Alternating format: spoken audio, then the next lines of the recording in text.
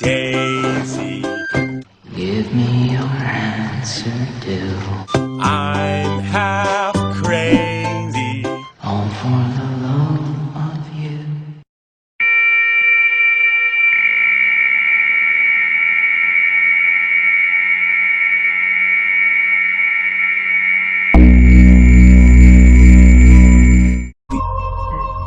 Gue kira tumbal proyek tuh cuma ada ketika lo tuh mau bangun sesuatu yang bertujuan untuk tempat menjual sesuatu gitu loh. Kayak mall atau ruko gitu-gitu. Gak taunya gue baru tahu kalau proyek pembangunan jembatan tuh juga perlu tumbal proyek. Jadi gue dapet cerita ini dari salah satu pendengar kita. Katanya sekitar tahun 2000 tuh ada proyek pembangunan jembatan di daerah Kalimantan. Katanya proyek pembangunan itu makan waktu selama bertahun-tahun gitu, selama proses pembuatannya. Jadi ada mandornya, kita sebut aja Pak Karto.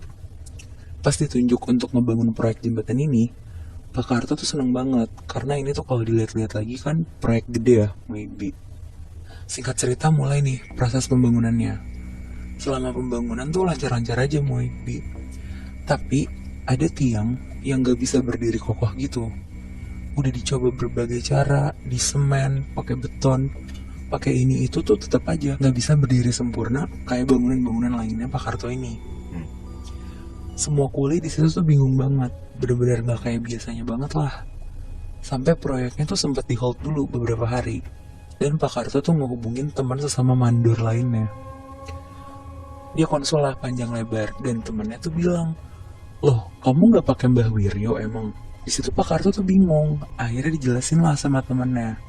Jadi si Mbak Wiryo ini tuh emang orang pintar, yang selalu ngebantu proyek-proyek gede biar lancar. Disuruh lah tuh Pak Karto ke Mbak Wiryo ini. Besokannya, pagi-pagi kayak jam 9-an, Pak Karto jalan tuh ke tempatnya Mbah Wiryo. Agak jauh kayak masuk-masuk ke pedalaman sawah gitu, sampai akhirnya ketemu nih rumahnya. Di situ Pak Karto tuh langsung memperkenalkan diri dan kasih tahu tuh apa aja keluhannya selama proyek pembangunan. Langsung disuruh tuh sama Mbak Wiryo untuk nanam kepala kerbau di lokasi pembangunan proyek, dan kayak dikasih bacaan-bacaan juga gitu. Akhirnya Pak Karto tuh langsung ke lokasi pembangunan dan minta tolong temennya buat cariin kepala kerbau buat ditanam. Pas udah ditanam, besokannya tuh Pak Karto langsung nyuruh semua kuli untuk ngelanjutin pembangunannya pagi-pagi. Nah pas besokannya ini Muimbi, tetap sama tuh ternyata bangunan tiangnya tuh tetap nggak bisa kokoh. Dan Pak Karto di situ tuh udah kebingungan banget. Nah karena kemarin udah minta nomor telepon si Mbah Wiryo, langsung lah pada saat itu juga dia nelfon Mbah Wiryo pakai HP-nya. Dikasih tahu tuh kalau ini tuh tetap nggak berfungsi. Padahal si Pak Karto tuh udah nanam sesuai petunjuk. Bahkan sampai didoa-doain juga tetap nggak bisa. Akhirnya si Mbak Wiryo tuh di situ langsung nyuruh Pak Karto untuk nyari tumbal lainnya. Tapi Muibi, kali ini tuh udah bukan binatang lagi, tapi manusia. Kaget banget tuh sebenarnya si Pak Karto nggak denger itu. Tapi demi keberhasilan proyek ini, Pak Karto tuh rela buat dengerin si Mbah Wiryo. Di situ Pak Karto diminta untuk cari tumbal 2 kuli yang kerja di situ juga.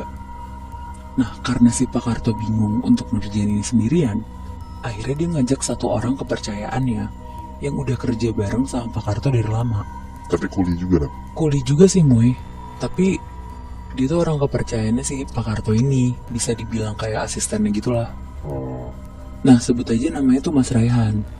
Diceritain lah semuanya ke Mas Raihan ini, dan Mas Raihan di situ tuh ngasih tahu gimana kalau ngerjain proyek ini tuh pas lagi hujan gede, jadi tuh jalannya licin dan dibikin celaka aja. Nanti dibantu senggol sama Mas Raihan.